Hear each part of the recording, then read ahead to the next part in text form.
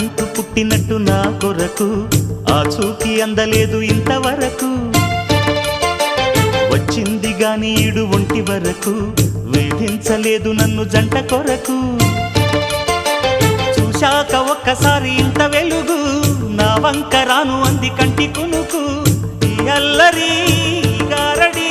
నీలీల అనుకోనా నీ పేరు ప్రేమ అవునా ఇవాళే నిన్ను పోల్చుకుందా